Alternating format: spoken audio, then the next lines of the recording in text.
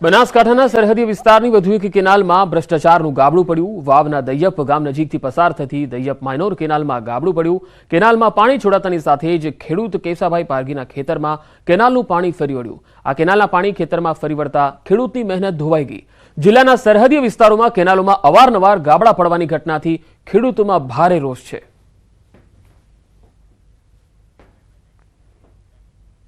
પંચમહાલના ગોધરામાં તંત્રના પાપે ખેડૂતોને નુકસાન ભોગવવાનો વારો આવ્યો।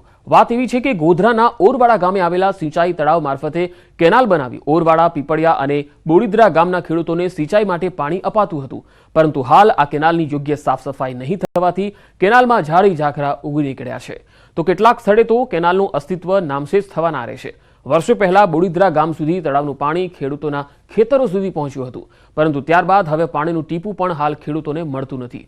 ઓરવાડા ગામના ખેડૂતોના ખેતરમાં અધવચ્ચેથી પાણી લીક થઈ નિરર્થક વહી રહ્યું છે, જેથી ખેતરોમાં પાક થઈ શકતો નથી। ખેડૂતોએ તંત્રના ભ્રષ્ટ અધિકારીઓ પર ગંભીર આક્ષેપો કરી કેનાલના સમારકામની માંગ કરી છે।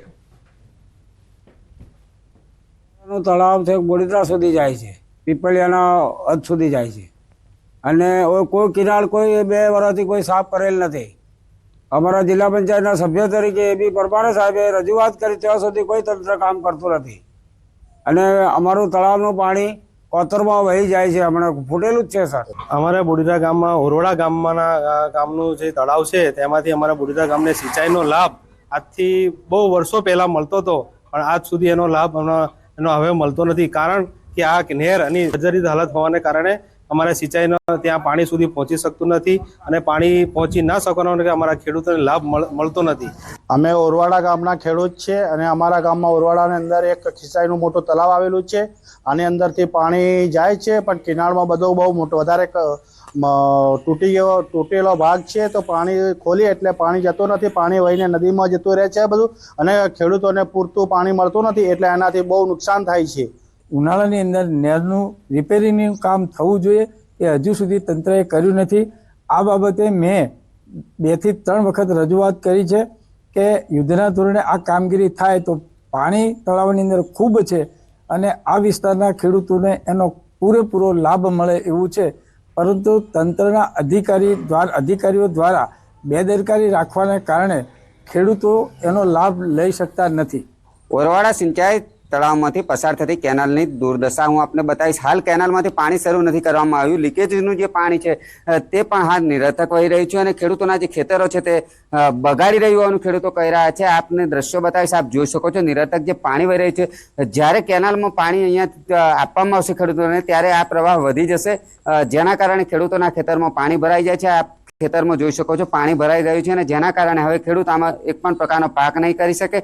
આમ જે આ કેનાલ છે તે ખેડૂત માટે, અહીંના ખેડૂત માટે આવકનું સાધન નહીં પણ એક નુકસાનનું સાધન બન્યું હોવાનું અહીંના ખેડૂતો વર્ણવી રહ્યા છે। જ્યારે કેનાલમાં પાણી આપવામાં આવશે ત્યારે આના કરતાં વધુ પ્રેશરથી તેઓના ખેતરમાં પાણી જશે, અને વધુ પાણી જતા જ તેઓનો જે પાક છે તે તો નિષ્ફળ જવાનો જ છે, પરંતુ અન્ય જે નજીકનું ખેતર છે તેમાં તેઓ ખેતી નહીં કરી શકે એવું જણાવી રહ્યા છે। ત્યારે ખેડૂતોની આ વેદનાને બહેરા કાનવાળા અધિકારીઓ સાંભળે અને વ્યવસ્થિત જે કેનાલનું મરામત છે તે કરવામાં આવે, અહીંના ખેડૂતો માંગણી કરી રહ્યા છે।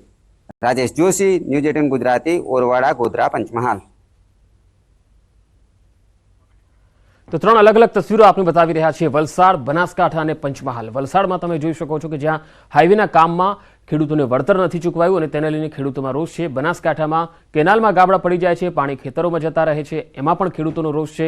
અને ત્રીજી તસવીર, કેનાલમાં સાફ સફાઈનો અભાવ છે, અને તેના કારણે અહીંયા ખેડૂતોને ખૂબ જ ભોગવવાનો વારો આવી રહ્યો છે। તો જગતના તાતને અહીંયા ભારે હાલાકી પડે છે, અને આ રીતે જ જગતનો તાત હેરાન થઈ રહ્યો છે, અને કોઈ એમનું સાંભળનારું નથી। તંત્રના કાન સુધી આ તાતનો અવાજ પહોંચાડવાનો અમારો પ્રયાસ છે, કે જેથી આવા અધિકારીઓ જે હાલ સાંભળતા નથી, નિંભર બની ગયા છે, કુંભકરણ નિંદ્રામાં સૂઈ ગયા છે, તેઓ સુધી આ ખેડૂતોનો અવાજ પહોંચે। વલસાડમાં હાઈવેનું જે કામ છે એ ઘણા સમયથી ચાલી રહ્યું છે, પરંતુ વળતર આપવામાં આવ્યું નથી।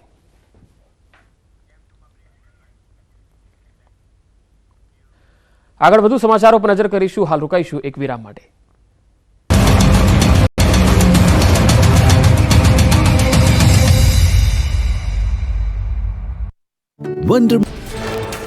હરિયાણાના મુરથલમાં નેશનલ હાઈવે 44 પર કારમાં હાથફેરો કરતી ટોળકીનો આતંક. પાર્ક કરેલી કારનો કાચ તોડી યુવકોએ દાગીના, રોકડ સહિતની કિંમતી વસ્તુઓની લૂંટ ચલાવી.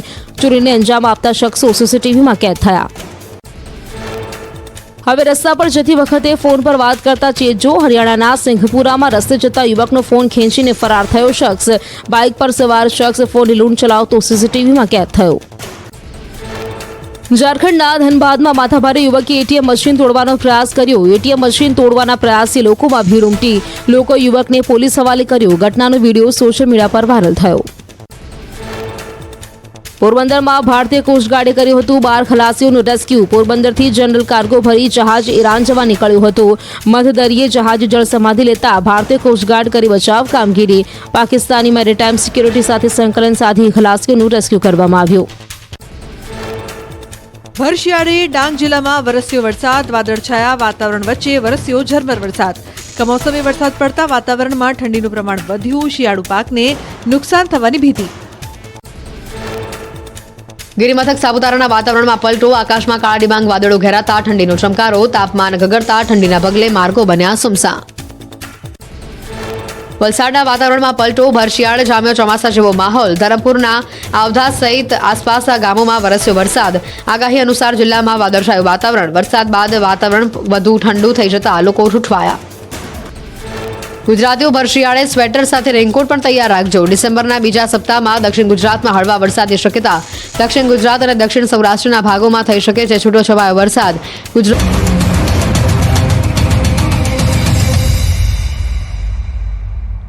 એક બાદ સમાચારોમાં આગળ વધીએ. યુવાનો માટે સારા સમાચાર આવી રહ્યા છે. હોમગાર્ડની આગામી દિવસોમાં 5000 જેટલી જગ્યાઓ પર નવી ભરતીઓ વધારવામાં આવશે. આ જાહેરાત ગુજરાત સરકારના અગ્ર સચિવ MK દાસ દ્વારા કરવામાં આવી છે.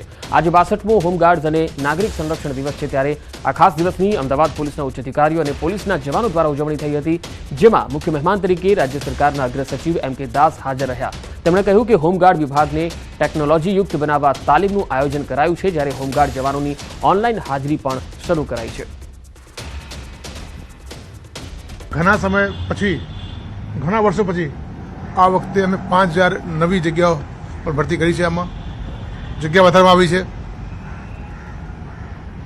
અને શ્રી ભરત અગ્રવાલના નેતૃત્વમાં આ ફોર્સ ખૂબ સારું કામગીરી કરી રહ્યા છે. ફરીથી તમામ જવાનોને, અધિકારીઓને ખૂબ ખૂબ શુભેચ્છાઓ, અભિનંદન. IAS અધિકારી DP દેસાઈએ સંભાળ્યો ચાર્જ. ઔડાના મુખ્ય કારોબારી અધિકારી તરીકે ચાર્જ સંભાળ્યો છે. રાજકોટ મનપાના કમિશનર DP દેસાઈની ઔડાના CEO તરીકે નિમણૂક કરાઈ છે. IAS DP દેસાઈ પાસે ગુડાનો પણ વધારાનો ચાર્જ છે.